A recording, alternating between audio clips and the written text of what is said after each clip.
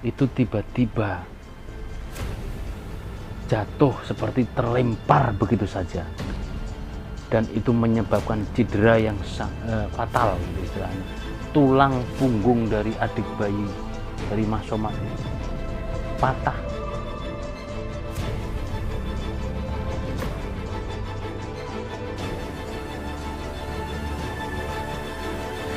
Assalamualaikum warahmatullahi wabarakatuh. Selamat malam semua sahabat-sahabat teman malam dimanapun Anda berada. Alhamdulillahirrabbilalamin.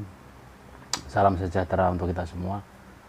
Akhirnya malam ini kembali saya bisa menjumpai Anda semua dan akan membawakan sebuah kisah yang kisah nyata dari sahabat saya yang bernama Mas Somad gitu ya. Nah, Mas Somad ini tinggal di wilayah Tangerang, dan kejadiannya menimpa satu keluarga besar Mas Somad ini kira-kira sekitaran tahun 2008. Kisah ini sangat bagi Mas Somad sangat pilu ya, sangat tragis seperti itu. Jadi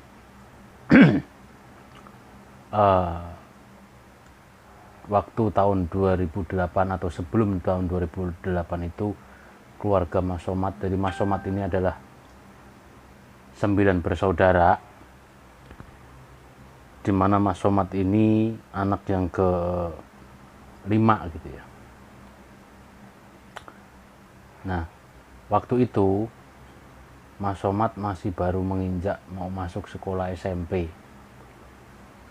Dan kehidupan keluarga Mas Somad walaupun dengan 9 bersaudara itu bisa dibilang kehidupan ekonomi keluarga Mas Somad, yakni ayah dan ibu Mas Somad itu cukup berhasil. Pekerjaan ayah dan ibu daripada Mas Somad ini sukses lah seperti itu. Alhamdulillah untuk ekonomi mereka bisa dikatakan kecukupan sekali. Bahkan untuk di lingkungan sekitar wilayah tempat tinggal Mas Somad ini, keluarga Mas Somad ini bisa dikatakan cukup terpandang. Namun demikian situasi itu tidak bertahan lama ya. Sekitar Mas Somad kelas 2 menginjak kelas 3 SMA,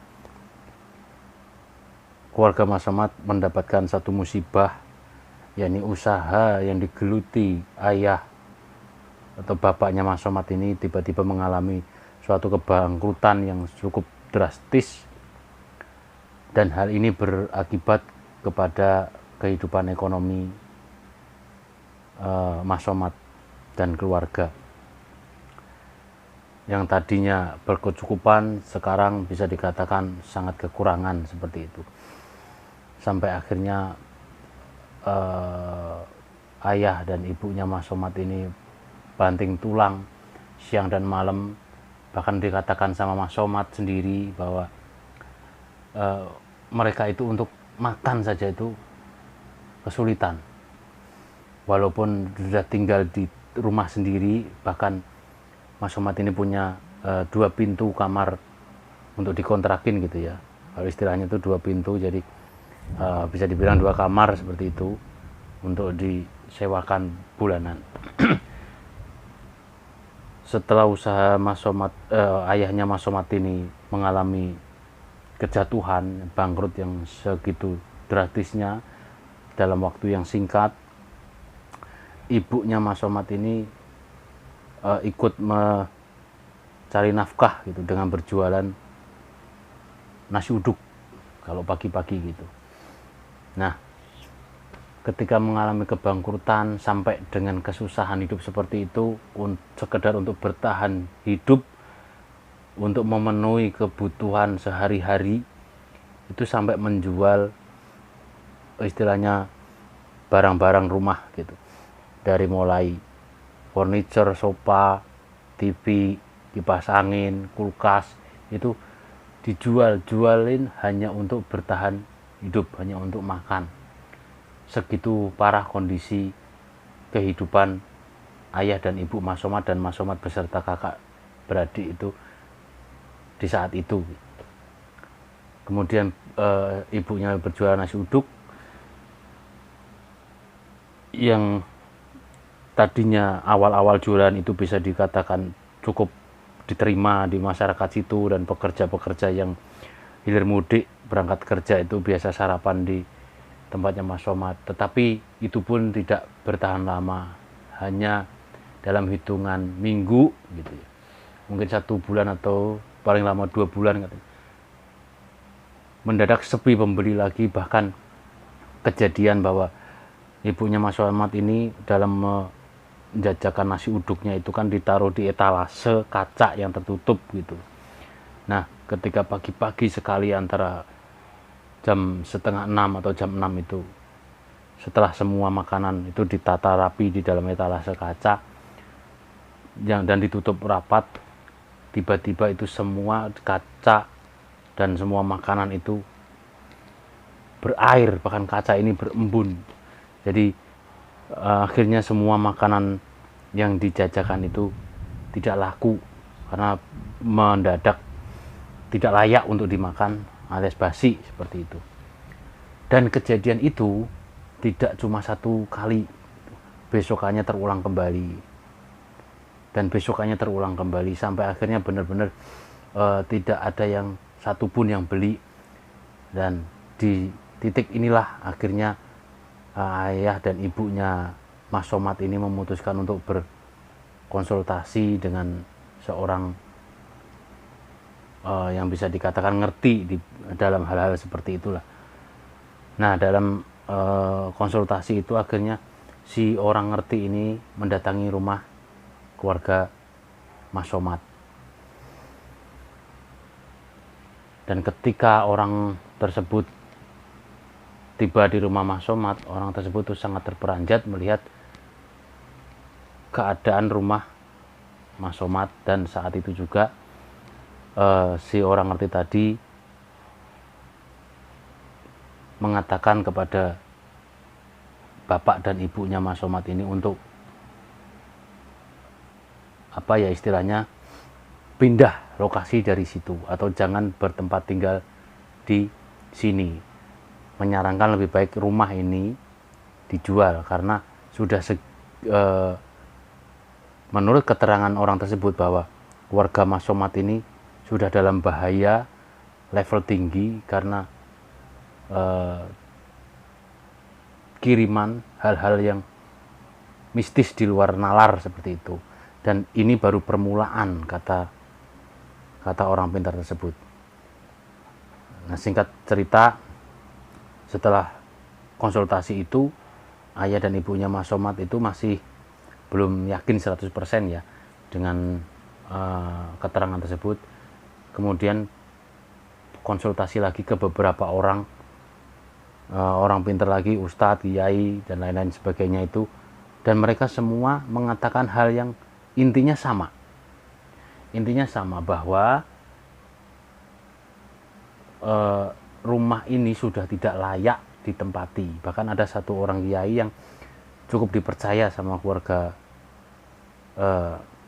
Mas Somad ini, bahwa kiai tersebut mengatakan, ini kalau kalian tidak segera pergi dari tempat ini, maka akan berakibat yang lebih buruk lagi. Seperti itulah.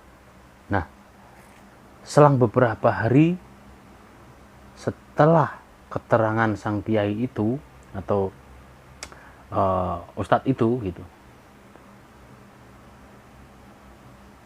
di kamar yang dikontrakkan oleh keluarga Mas Somad ini kan ada pengontrak perantau yang mengontrak di situ, kebetulan suami istri dan punya anak masih balita ya, bahkan belum berumur 1 tahun, masih 1 tahun kurang, antara 8 sampai 10 bulan seperti itu cerita Mas Somad. Ketika si bayi ini disuapin bubur bayi tanpa sebab apa-apa, langsung meninggal saat itu juga. Nah, hebohlah dan gemparlah dengan kejadian meninggalnya bayi yang orang tuanya yang mengontrak di tempat Mas Somad tersebut. Cuaca lagi kurang, ini lagi banyak petir.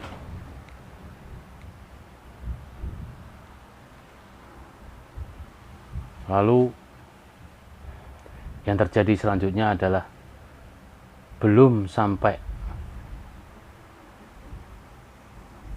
40 hari dari kejadian meninggalnya si bayi tersebut, kakak daripada Mas Somad, 9 bersaudara ini, Mas Somad ini diantaranya ada yang kembar ya, cowok-cowok. Jadi abangnya Mas Somad ini 2 kembar, laki-laki dua-duanya.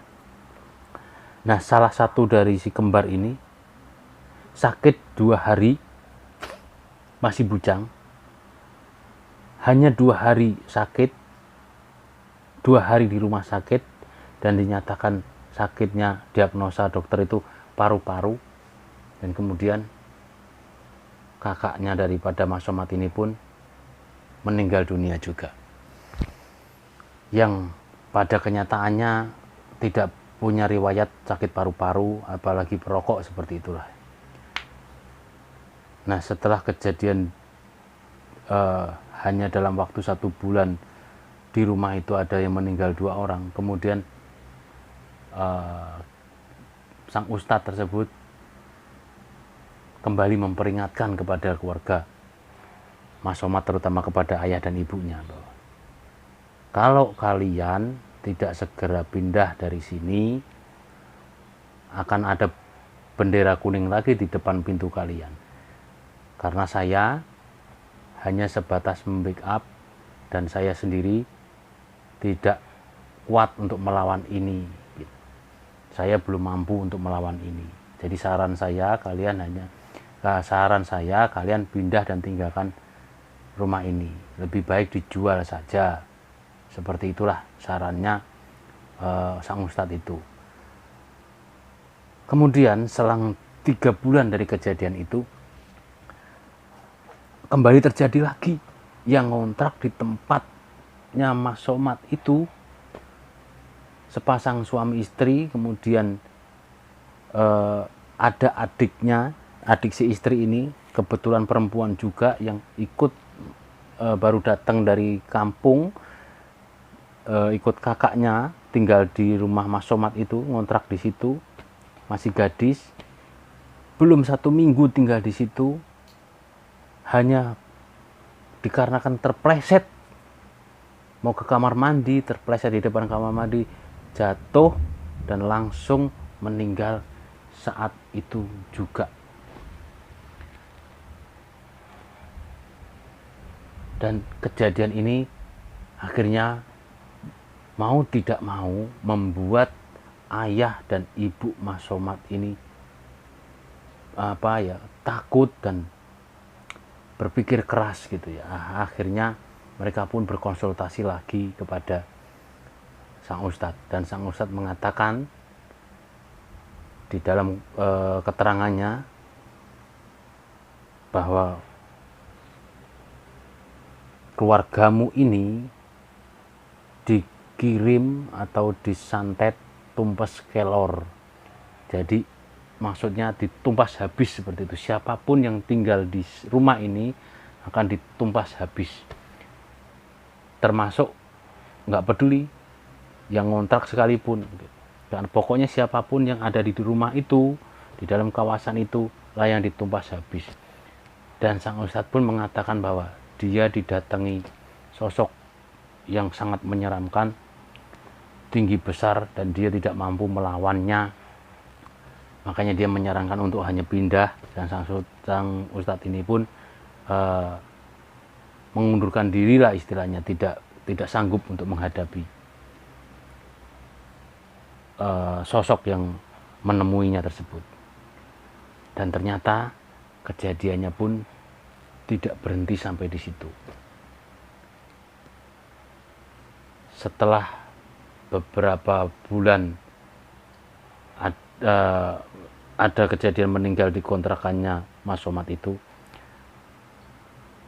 adik bayinya Mas Somad, adik yang paling kecil, waktu itu pun baru berumur sekitar 1 tahun lebih, lagi diayun begitu, bayi diayun, itu tiba-tiba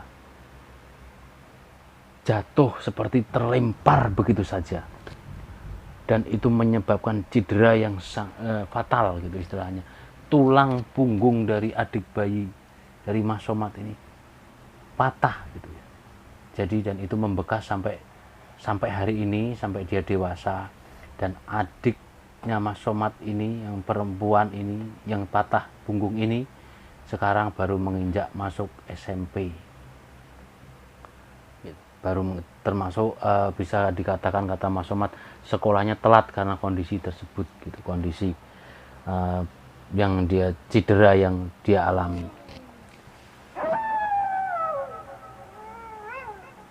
Lalu orang tua Mas Somad pun berkonsultasi kepada ustadz-ustadz lain begitu, dan mereka semua mengatakan hal yang sama persis gitu, bahwa kalian dikirim santet tumpes kelor, jadi mau dihabisi keseluruhan mau dihabisi seluruh anggota keluargamu. Jadi lebih baik kalian jual dan pergi dari situ atau bermukim di tempat yang baru. Akhirnya setelah dengan berbagai peristiwa itu, dengan berbagai pertimbangan tersebut, orang tua Mas Somad pun memutuskan untuk menjual rumah dan tanahnya tersebut, termasuk yang dikontrakin itu. Tapi belum sempat laku, kakaknya Mas Somad yang kembar satu meninggal, masih ada satu lagi ini pun ikut menyusul meninggal dunia dengan riwayat sakit yang sama. Dinyatakan dan dia didiagnosa paru, yang sebelumnya tidak ada riwayat sakit paru-paru, dan tidak selain tidak punya riwayat sakit paru-paru, juga sangat menjaga kesehatan lah istilahnya, tidak merokok dan minuman keras dan lain-lain gitu. Jadi dua kakak Mas Somad pergi atau meninggal dengan kasus yang sama. Dua orang yang ngontrak di tempatnya Mas Somad pun meninggal dengan secara tidak wajar seperti itu.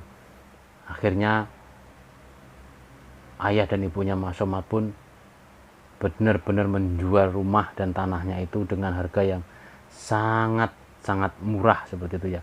Hanya sekitar 20% dari pasaran harga normalnya tanah dan rumah di wilayah tersebut. Akhirnya keluarga Mas Somad pun pindah ke tempat baru. Mereka menyewa rumah ya, jadinya belum membeli langsung, karena dari hasil penjualan itu pun tidak mencukupi untuk membeli tempat yang baru. Akhirnya mereka pun mengontrak rumah. Setelah mereka mengontrak rumah 1-2 tahun pun bisa dikatakan sedikit reda, adem lah, perekonomiannya juga sedikit mulai ada kenaikan gitu, dan Mas Somad pun sudah menginjak masuk SMA kelas 3 seperti itu cerita dari Mas Somad. Nah, tapi ibunya Mas Somad ini masih punya orang tua atau masih punya ibu. Jadi neneknya Mas Somad masih ada yang tinggal di dekat rumah Mas Somad yang lama. Nah, ibunya Mas Somad ini masih sering sekali silaturahim atau sowan ke tempat neneknya ya, ke tempat ibunya daripada ibu Mas Somad ini. Dan waktu itu sudah diperingatkan sama orang yang ngerti gitu ya, kalau ke sana jangan lama-lama, karena di sana masih banyak ranjaunya lah istilahnya, masih banyak pasangannya yang untuk menghajar keluarga kamu, seperti itu. Jadi tapi namanya ibunya Mas Somad ini ingin berbakti kepada orang tuanya, ya berbakti kepada ibunya. Jadi walaupun sudah dilarang, tetaplah. Dan akhirnya betul kejadian, setiap kali main di kampung itu atau pulang dari silaturahim dari ibunya, pulangnya ibunya Mas Somad ini mengalami kejadian-kejadian yang tidak mengenakan dan di luar nalar seperti itu. Kemudian ibunya Mas Somad ini berkonsultasi lagi kepada orang yang dirasa dan dipandang lebih mengerti dan lebih mampu seperti itu ya, untuk menuntaskan masalah mereka. Akhirnya orang yang paham ini mengatakan bahwa ya hampir sama, bahwa keluarga Mas Somad itu terkena santet tumpes kelor. Dalang dan pelakunya kebetulan sama satu orang, itu tidak lain tidak bukan adalah masih bisa dikatakan adik daripada ibunya Mas Somad sendiri. Dan itu diucapkan bukan oleh satu orang yang ngerti saja, dari hampir semua orang yang dimintai konsultasi, dimintain tolong, itu mengatakan dan menunjuk kepada satu nama seperti itu. Lalu si orang ngerti tersebut berpesan kepada ibunya Mas Somad untuk selalu rajin membaca Al-Quran di dalam rumah dan sholat malam seperti itulah. Nah, kemudian setelah selesai sholat malam diajarkan, diberikan amalan untuk dibaca dan dikasih air. Istilahnya sebelum membaca Al-Quran, ibunya Mas Somad diminta untuk menyediakan air, dan setelah selesai membaca Al-Quran, besok paginya air itu disiram-siramkan di sekitaran rumah, dan itu dilakukan hampir setiap malam. Setelah beberapa bulan melakukan itu dengan rutin gitu, suatu malam atau suatu pagi ketika disiram-siramkan air seperti itu, nah tiba-tiba dari bekas cipratan-cipratan air yang nimpa ke tanah itu, nongollah atau terlihatlah seonggok kain putih. Seonggok kain putih yang ketika diangkat sama bapaknya Mas Somad, itu ternyata adalah pocong yang sebesar boneka. Nah, karena mereka semua takut, bapak dan ibunya Mas Somad ketakutan, akhirnya dibawalah pocong kecil ini ke seorang kiai. Dan ketika dihadapkan kepada kiai, kemudian sama kiai tersebut dibuka, isinya tanah yang sudah menghitam sekali. Dan kiai tersebut mengatakan, dan ini baru didatangin gitu, ini orang ngerti yang kesekian kalinya ini didatangin. Kemudian orang ngerti tersebut langsung mengatakan semua, dari mulai pertama ayah dan ibunya Mas Somad ini tinggal di mana, ada kejadian apa, yang meninggal berapa, siapa aja, itu kata Mas Somad kiai tersebut ngerti semua. Padahal ini kiai baru pertama kali datengin dan belum pernah kenal sebelumnya, tidak pernah tahu alamat Mas Somad dan keluarganya ini sebelumnya di mana. Tetapi kiai tersebut bisa tahu bahwa dulu ada yang ngontrak meninggal, bayi, kemudian anak gadis, kemudian anak ibu bapak sendiri meninggal seperti itu. Dan inilah yang selalu mengikuti, yang akan menghabisi keluarga ibu. Ketika mengatakan inilah, itu jari telunjuk kiai tersebut sambil menunjuk ke pocong kecil yang segede boneka itu. Kemudian sang kiai tersebut bilang, ini santet tumpes kelor. sedikit terlambat kata Pak Kiai, tetapi ya alhamdulillah walaupun terlambat setidaknya lebih baik daripada tidak sama sekali. Kemudian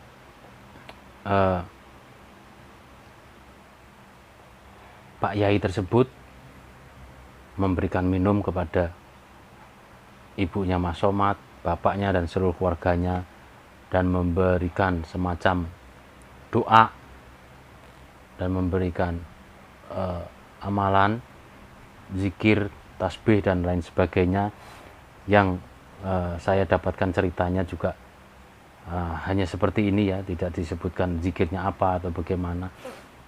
Kemudian keluarga Mas Somad ini, bapak dan ibunya pun secara istiqomah menjalankan ibadah, secara istiqomah pun membaca zikir-zikir yang telah diajarkan. Sedikit demi sedikit, pelan-pelan, akhirnya kondisi, keadaan kehidupan keluarga Mas Somad berangsur-angsur pulih.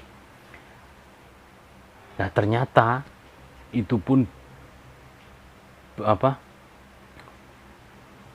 Mas Somad dan keluarga berpikir bahwa ini sudah selesai, dan mereka pun tidak menaruh dendam kepada pelaku yang disinyalir adalah masih saudara kandung itu.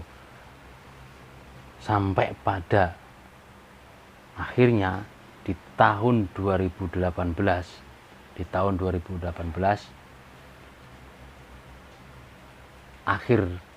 menjelang akhir tahun 2018, malam Jumat, ketika ibunya Mas Somad ini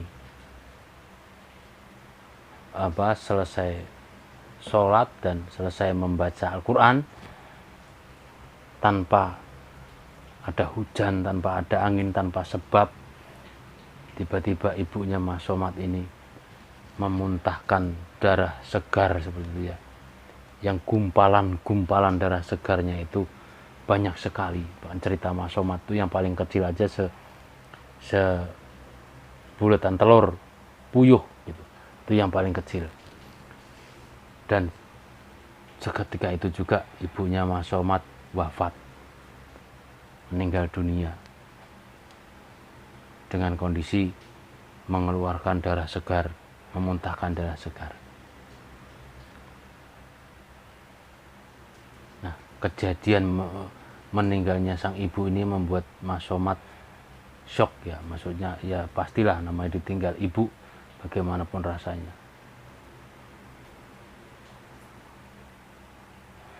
Setelah ibunya tidak ada, Pak Kiai tersebut bilang, inilah puncaknya yang saya bilang terlambat, tetapi walaupun terlambat ada masih lebih baik, bukan berarti lebih baik ibunya karena ibu meninggal, tidak, tetapi insya Allah setelah ini selesai semua.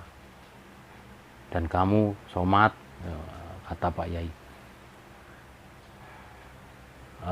sering-sering doakan ibumu dan kakakmu, semoga mereka semua husnul khotimah, semoga mereka semua dilapangkan kuburnya, diampuni semua dosanya dan diterima segala amal baiknya. Begitulah nasihat Pak Kiai. Dan kamu lihat Somad, orang yang telah menzolimi keluarga kamu pasti akan mendapatkan balasannya. Tidak perlu mendendam, tidak perlu membalas, biarlah Allah yang membalas. Pasti mereka akan mendapatkan balasan yang sesuai atau bahkan lebih sakit. Dan itu betul, ternyata keluarga yang menzolimi Mas Somad ini pun hidupnya bisa dikatakan lebih menderita daripada keluarga Mas Somad saat ini. Dan alhamdulillah keluarga Mas Somad saat ini pun sudah bangkit lah istilahnya. Mas Somadnya pun sekarang sudah berumah tangga, sudah bekerja, dan semua yang masih ada bapaknya Mas Somad pun masih sehat walafiat. Adik Mas Somad yang paling kecil yang punggungnya patah tadi pun sekarang juga sudah tumbuh dewasa dan alhamdulillah sudah sekolah SMP, dan adik-adiknya yang lain pun sehat semua. Begitu juga kakaknya yang masih ada perempuan sudah berumah tangga juga, alhamdulillah mapan gitu ya. Tetapi pihak keluarga yang telah menyakiti dan mendolimi ini yang lagi mendapatkan balasan dan karma. Nah,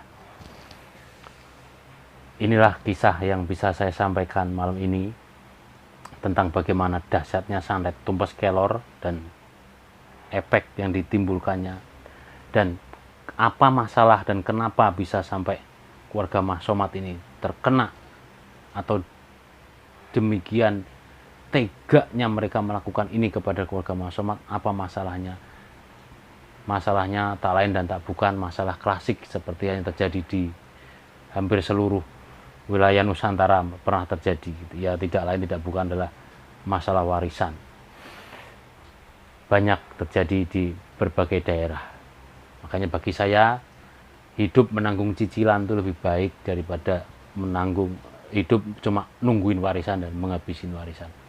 Tapi masalah warisan yang seperti bagaimana, Mas Somad tidak menceritakan ya, karena itu juga termasuk aib keluarga ya.